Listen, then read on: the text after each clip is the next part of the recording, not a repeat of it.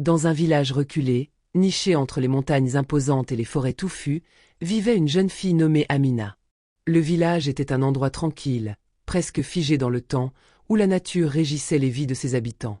Les maisons étaient simples, souvent construites en bois ou en pierre, mais chacune semblait être une extension de la terre elle-même, respirant l'essence du lieu. Pour Amina, ce village représentait plus qu'un simple foyer.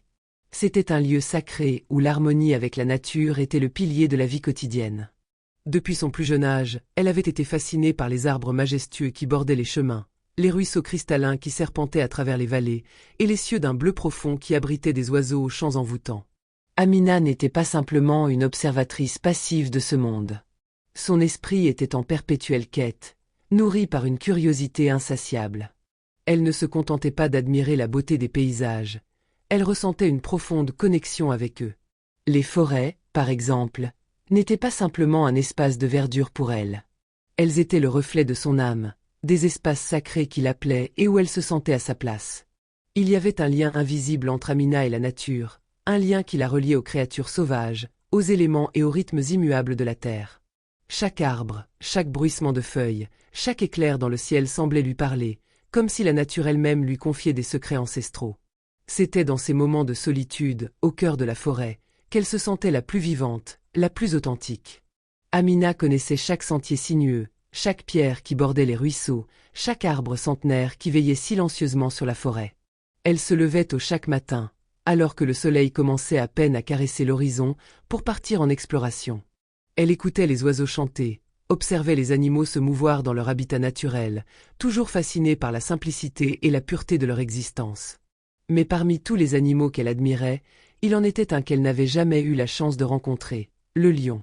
Les villageois racontaient des légendes à son sujet, des histoires anciennes qui parlaient d'une créature majestueuse, presque mythologique, errant dans les profondeurs de la forêt, son rugissement résonnant comme un écho dans les montagnes. Certains disaient que le lion était un esprit, une incarnation de la puissance de la nature elle-même. D'autres affirmaient qu'il était le dernier de son espèce à avoir survécu dans ces bois, un vestige d'un temps révolu. Ce jour-là, cependant, le destin d'Amina allait la mener plus loin que jamais. Elle s'aventura dans une zone de la forêt qu'elle n'avait jamais explorée auparavant, intriguée par un parfum étrange dans l'air. Le vent portait une sensation d'urgence, comme si la forêt elle-même l'appelait. Alors qu'elle s'enfonçait plus profondément dans les bois, une sensation étrange s'empara d'elle, un frisson qui parcourut son échine. Puis, soudain, un cri perça l'air. Un cri lourd, puissant, déchirant, un cri de douleur et de terreur. C'était un cri animal, mais d'une force telle qu'il semblait porter toute la souffrance de la forêt elle-même. Sonko eurese en baya. Amina n'hésita pas un instant. Elle se précipita à travers les buissons, les ronces déchirant ses bras et ses jambes, son souffle court mais déterminé. Le cri résonnait dans son esprit, l'attirant comme un aimant. Après quelques minutes de course effrénée, elle arriva dans une clairière et s'arrêta net. Ce qu'elle vit devant elle la figea. Un lion, immense et majestueux, était pris dans un enchevêtrement de fils barbelés tendus entre les arbres. Il luttait désespérément pour se libérer, ses puissants muscles contractés sous la douleur. Sa peau, d'ordinaire d'un or éclatant, était maintenant tachée de sang, les barbelés s'enfonçant profondément dans sa chair. Il était piégé dans une toile invisible de souffrance, chaque mouvement supplémentaire provoquant plus de douleur. Il était épuisé, mais son regard, d'un jaune profond, était rempli d'une confusion sauvage. Ses yeux cherchaient quelque chose, quelqu'un, mais il ne semblait pas capable de comprendre ce qui se passait.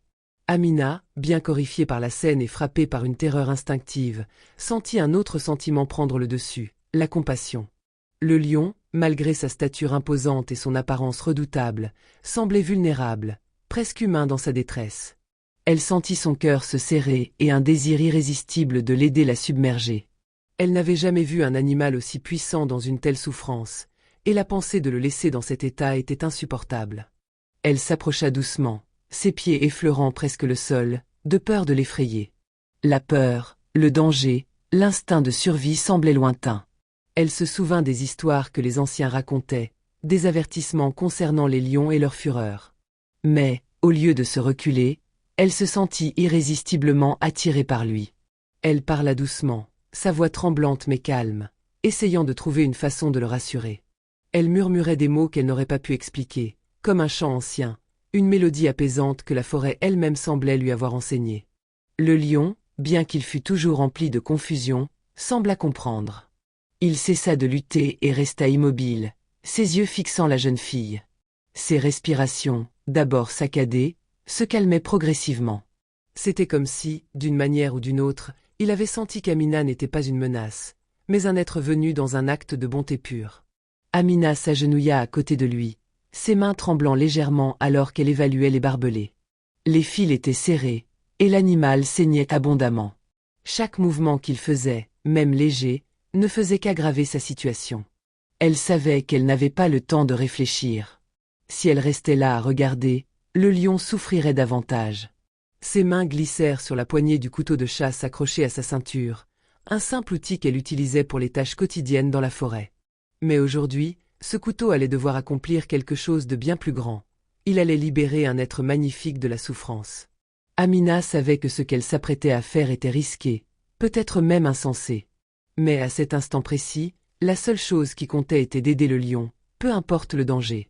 Avec une grande prudence, Amina saisit le couteau et s'attaqua au fil barbelé. Le métal, rigide et impitoyable, résistait sous la pression de la lame. Chaque coup était un défi, la lame glissait parfois sur le fil, ou bien venait se bloquer dans les enchevêtrements complexes. Les barbelés étaient tendus avec une force terrible, et leurs tranchants perçaient régulièrement la peau de ses doigts. Le sang se mêlait à la terre, mais Amina ne fléchit pas. Chaque coup de couteau, bien que laborieux, la rapprochait un peu plus de la libération du lion. Ses mains, désormais couvertes de sang, tremblaient légèrement, non pas de peur, mais d'un mélange d'adrénaline et de concentration. Elle savait que chaque geste comptait, qu'elle n'avait pas le luxe de perdre du temps. Le lion, au début tendu et nerveux, réagissait encore de manière réflexe à chaque coup de couteau. Il se crispait sous la douleur des barbelés qui s'enfonçaient plus profondément dans sa chair à chaque mouvement. Mais au fur et à mesure qu'Amina tranchait les fils, une légère détente s'installa en lui.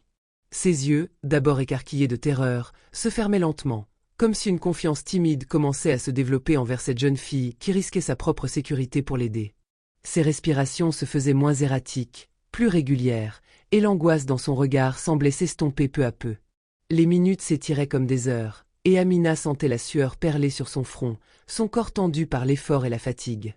Les barbelés se tordaient sous ses mains, et les cris de douleur du lion se faisaient moins fréquents.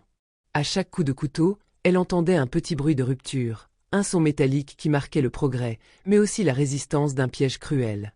Mais Amina persistait. Ses yeux étaient fixés sur le lion, ses gestes précis et déterminés, comme si le monde autour d'elle avait disparu. Tout ce qui comptait était de le libérer, de le sauver de ce piège qu'il n'avait pas mérité. Finalement, après ce qui sembla une éternité, la dernière boucle de fil barbelé céda. Le dernier morceau du piège tomba au sol dans un bruit sourd.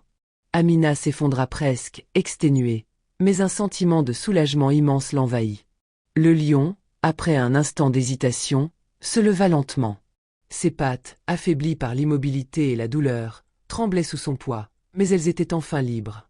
Il tourna la tête vers Amina, et pendant un instant qui sembla suspendre le temps, ils se fixèrent dans les yeux. C'était un regard étrange, un regard d'une intensité rare, où Amina pouvait lire une multitude d'émotions, la reconnaissance, l'incertitude et une forme de respect silencieux. Le lion, bien qu'il fût maintenant libre, ne s'éloigna pas. Il se coucha au sol, posant ses puissantes pattes avant en avant, son corps encore lourd de fatigue, mais apaisé. Ses yeux, d'un jaune profond, restaient fixés sur Amina, et pendant un long moment, il ne bougea pas. C'était comme s'il lui disait qu'il n'avait pas simplement été libéré physiquement, mais qu'il avait été touché d'une manière plus profonde, d'une manière qui échappait à toute logique humaine. Amina, son cœur battant plus fort que jamais, s'assit prudemment à côté de lui. Elle observa le lion, sa silhouette imposante contrastant avec la fragilité apparente de son état. Le soleil commençait à se coucher, projetant des ombres longues et dorées à travers la clairière. La lumière dorée enveloppait le pelage du lion, qui scintillait sous ses derniers rayons. Ses muscles puissants, bien qu'affaiblis, étaient toujours aussi impressionnants, et la beauté sauvage de l'animal semblait magnifiée par la souffrance qu'il venait de traverser. Ce n'était plus un prédateur, un monstre de la forêt comme Amina l'avait imaginé au départ. C'était un être vivant, une créature fragile et digne, portant en lui une sagesse tacite que seule la nature savait offrir. Amina ne savait pas combien de temps elle resta là, près de lui, dans un silence profond et réconfortant. Elle ne bougea pas, ne chercha pas à le forcer à partir. Elle savait que le lion avait besoin de temps. Le temps de guérir, de retrouver sa force, de faire face à la liberté qu'elle venait de lui rendre. Et dans ce temps suspendu, elle comprit que sa propre liberté passait par l'acte de donner, d'offrir quelque chose de pur et de désintéressé. Les heures passèrent sans qu'elle ne s'en rende compte. Les bruits de la forêt s'étaient fait plus discrets, le vent soufflait doucement entre les arbres, apportant avec lui l'odeur de la terre humide. Amina, perdue dans ses pensées, observait les cieux changeants, tout en restant en compagnie du lion. Il n'était plus l'animal terrifiant qu'elle avait craint, mais un compagnon silencieux dans ce moment de rédemption. Finalement, le lion se leva, plus fort et plus calme, comme s'il avait retrouvé une part de lui-même qu'il avait perdue. Il s'étira lentement, ses muscles puissants s'élargissant sous sa peau, et avec une grâce inattendue, il se tourna vers Amina. Ses yeux croisèrent à nouveau les siens, et il y eut, dans ce regard, un dernier échange silencieux. Puis, avant qu'Amina ne puisse faire un geste, le lion se redressa et s'éloigna lentement, ses pattes luisant sous la lumière du crépuscule. Lorsqu'il atteignit la lisière de la forêt, il s'arrêta un instant. Il se tourna une dernière fois vers Amina, et avant de disparaître complètement dans l'obscurité grandissante, il laissa échapper un rugissement, un son puissant qui résonna dans la vallée. Ce rugissement n'était pas un cri de menace, mais un cri de libération, une célébration de sa liberté retrouvée. Il semblait dire merci à Amina, de tout son être. Amina resta là, immobile, le cœur rempli d'une étrange paix. Elle avait libéré le lion, mais elle s'était aussi libérée elle-même, d'une manière qu'elle n'aurait jamais pu imaginer. Elle se leva lentement, un sourire léger aux lèvres, et se tourna vers le village. Le lion était parti, mais son rugissement continuait de vibrer dans son esprit, un souvenir indélébile de la compassion, de la rédemption et de la beauté sauvage de la vie. Les jours suivants, Amina se rendit plusieurs fois dans la forêt. Chaque matin, elle se levait tôt, avant même que le soleil ne montre ses premiers rayons, et marchait lentement, en silence, à travers les bois. Elle espérait retrouver le lion, ne serait-ce qu'une seule fois, pour savoir qu'il allait bien. Mais, malgré ses efforts répétés, le lion ne réapparut jamais. Il n'était plus là, et pourtant, Amina sentait sa présence partout. Il était devenu une ombre bienveillante dans son esprit, un esprit de liberté retrouvée. À chaque pas qu'elle faisait, une sensation douce et inexplicable flottait autour d'elle. Parfois, lorsqu'un souffle de vent effleurait les cimes des arbres ou qu'un rayon de lumière se glissait à travers les feuillages, elle fermait les yeux et ressentait la connexion, presque palpable, qui l'unissait à cette créature qu'elle avait sauvée. C'était comme si le lion, bien qu'absent de son corps, était toujours là, quelque part dans la forêt, veillant silencieusement. Il ne lui avait pas laissé de traces physiques, mais il avait planté en elle une graine de vérité, une leçon qu'elle n'oublierait jamais. Il lui avait montré que la compassion n'était pas seulement une émotion, mais une force indomptable, capable de traverser les pires épreuves et de réparer même ce qui semblait irréparable. Elle savait maintenant, au fond d'elle, que la nature, dans toute sa cruauté, avait aussi cette capacité de guérir, de réparer et d'offrir la liberté, mais que cette liberté n'était pas gratuite. Elle exigeait un sacrifice, une prise de risque, un acte de courage, même face à la douleur et à la souffrance.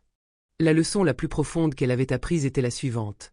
Parfois, ce sont les actes les plus simples de gentillesse, ceux qui n'attendent aucune reconnaissance, qui ont le pouvoir de briser les chaînes les plus cruelles. Sauver une vie, qu'elle soit humaine ou animale, ne consiste pas seulement à délivrer de la souffrance. Cela consiste aussi à permettre à une âme de retrouver sa dignité, de se reconnecter avec sa propre essence. Et cela, Amina le savait désormais, apportait une forme de liberté plus grande que tout ce qu'elle avait imaginé. Lorsqu'elle retourna enfin au village, elle n'était plus la même qu'avant.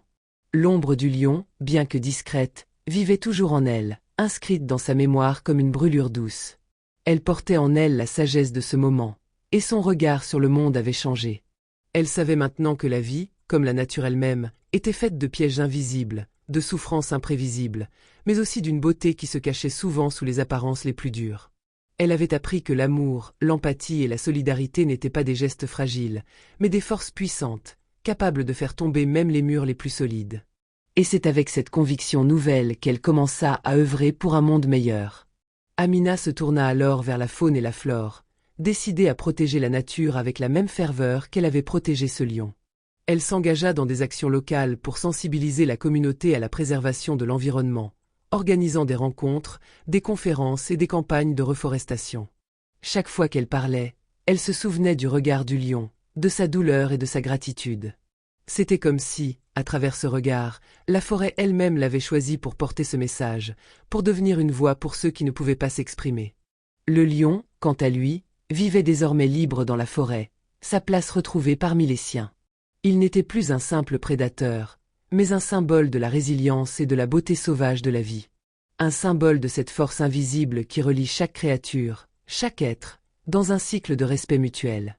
Il était à la fois une incarnation de la nature brute et un exemple vivant de ce lien qui unit l'homme et la nature, un lien qui se forge non seulement à travers la souffrance, mais aussi dans l'espoir, dans la confiance et dans la libération partagée.